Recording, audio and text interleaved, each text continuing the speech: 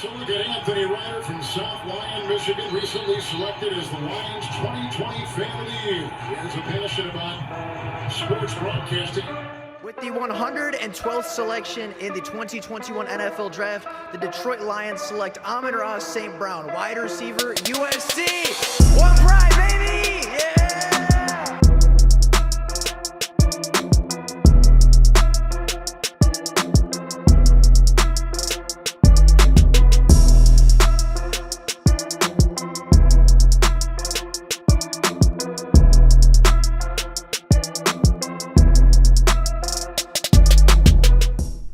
What is going on, everybody? Welcome back to another Detroit Lions video. Now, the Detroit Lions on day 3 of the NFL Draft had one of the quietest and sneakiest steals of the entire day, as they selected Oklahoma State linebacker Malcolm Rodriguez with the 188th selection in the 2022 NFL Draft. And not only did they select such a great player and get such good value, they did so after trading back 7 spots and acquiring an extra 7th round pick. So today we are going to talk about Malcolm Rodriguez. We are going to talk about the trade that was used to acquire him. We are going to talk about his strengths and what he brings to the Detroit Lions, and we are going to talk about why Malcolm Rodriguez is currently being looked at as maybe the best value pickup by the Detroit Lions in this entire draft. But with all that being said, without any further ado, let's get right on into taking a look at Malcolm Rodriguez, the 188th pick in the 2022 NFL Draft.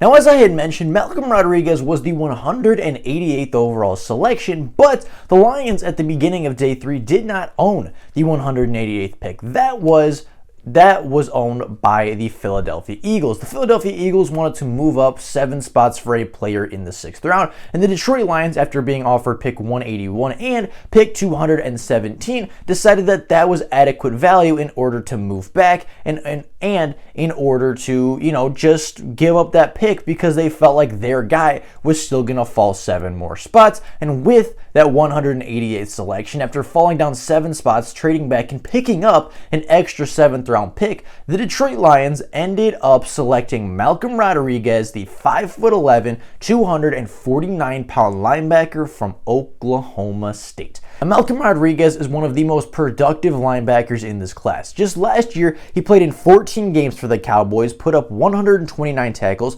16 tackles for loss, 3 sacks, 1 interception, 4 passes defended, 4 forced fumbles, 2 fumble recoveries, one of which went for a touchdown. Now, last year was his senior season, and he played really, really well and helped that Oklahoma State defense become one of the best defenses in the nation. But on his career, he did even better, totaling over 408 tackles, 32 tackles for loss, 7.5 sacks, 2 interceptions, one of which went for a touchdown and one of which was a pick 6, 11 more passes defended on top of that, 13 forced fumbles, 4 fumble recoveries, and 1 touchdown. Throughout his 4-year career at Oklahoma State, he forced over 19 turnovers, 39.5 negative tackles, and 2 defensive touchdowns. Now, on top of his insane production at the collegiate level at a Power 5 conference, he is also a really, really good athlete, grading in with a 9.47 RAS score, putting up 36 reps on the bench,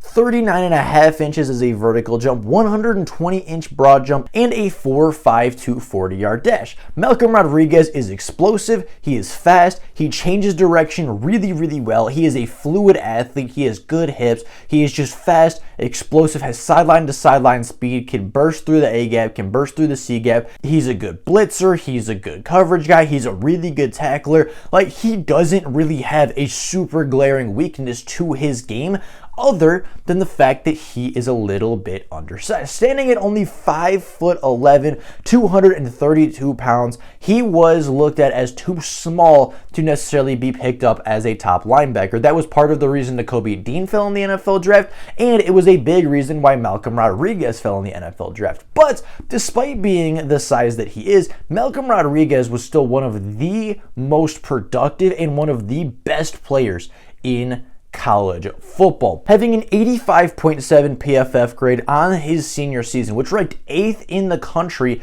out of every single defender and every single linebacker, he ranked as the 8th best by Pro Football Focus. They also gave him an 83.5 PFF run stopping grade, which ranked in at 10th in the entire nation, and they gave him an 84.5 coverage grade, which ranked 8th in the nation. As a run stop, as a guy in pass coverage, he allowed just 4.9 yards per reception on the guy that he was covering, ranking in at 2nd in the nation, only behind Georgia's Nakobe Dean. And as a run stopper, he had a run stopping percentage of 13.8, which again was finishing 2nd in college football behind only Wisconsin's Leo Chanel. Many people had this guy as a top 10 linebacker, and even more people had this player as a top 100 pick in the NFL draft. But for one reason or another, Malcolm Rodriguez continued to fall down the board. For one reason or another, Malcolm Rodriguez just continued to drop farther and farther and farther, and from what could have been a late day 3 pickup with good value,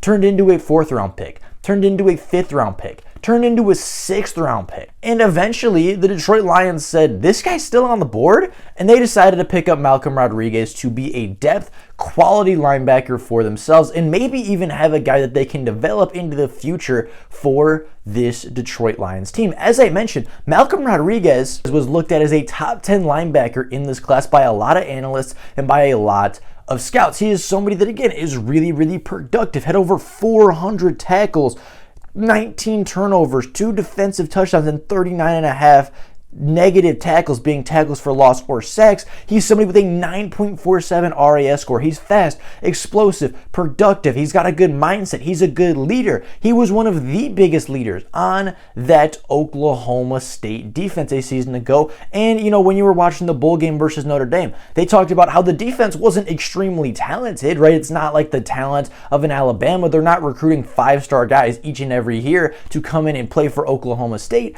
But with Malcolm Rodriguez and the effort of that Oklahoma State defense, they are a team that finishes a top 15 defense in the country a season ago, in a year where Alabama had a great defense, in a year where Georgia had the best defense statistically, maybe of all time. You know, the college football world has a lot of really good defenses, and with Malcolm Rodriguez, Oklahoma State was quietly one of the best defenses. They're the reason that Oklahoma State won the Big 12. They're the reason that they won a New Year's Six Bowl. And Malcolm Rodriguez was the leader and the centerpiece of everything Oklahoma State did on the defensive side of the football. Right on top of the talent, it's a really good culture fit. On top of the talent, this is somebody that will come in and maybe day one will put his head down and not be a leader so much. Maybe day one comes in, just works hard, gets better, and tries to earn some time on the field. But you're talking year 2, year 3, you're talking Alex Anzalone's gone, you're talking maybe Jarrad Davis is gone, and it's him and Derek Barnes and some other younger drafted players.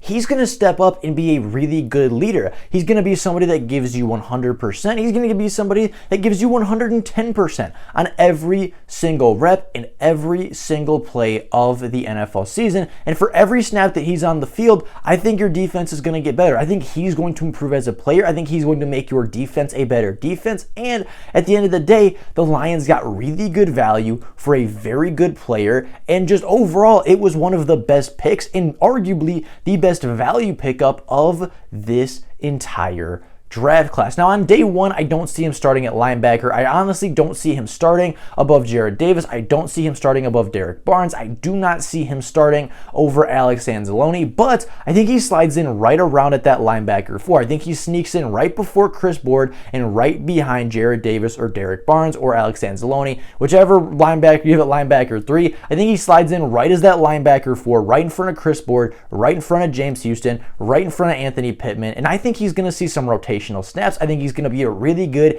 key special teams player. And on day 1, I think he comes in and becomes a special teams ace for the Detroit Lions. But come year 2 and year 3, and even maybe late year 1, if injuries do end up coming around, I do think that Malcolm Rodriguez has the potential to step up. I do think Malcolm Rodriguez has the ability to play at a starting linebacker position and put up some quality linebacker play for the Detroit Lions. I would argue that he is maybe the best coverage guy on the roster right now, right? Again, got a got an 84.5 coverage grade last year out of all linebackers, ranking 8th in college football a season ago, and only allowed 4.9 yards per reception, which was second in college football, only behind Georgia's Nakobe Dean, who was projected to be a first-round pick. I think you may see him come in on 3rd and long. I think you might see him come in on obvious passing downs and replace Jared Davis or maybe even Alex Anzalone, because I think he is the most natural coverage linebacker the Detroit Lions currently have, right? We talked about Nefe Sewell. We talked about a couple other coverage linebackers.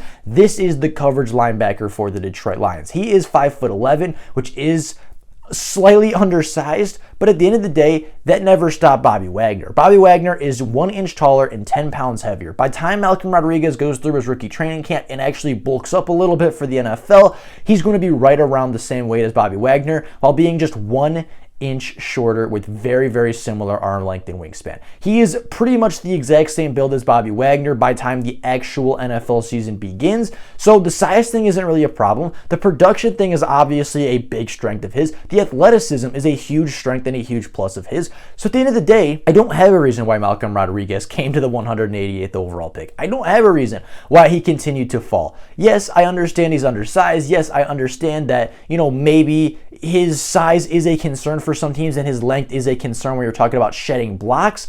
But at the end of the day, he's a productive player who works really hard, who is a good leader with a 110% motor on every play. He was productive, he was athletic, and now he is a Detroit Lion. So with all that being said, that is life for you guys today. I give this pick an A+.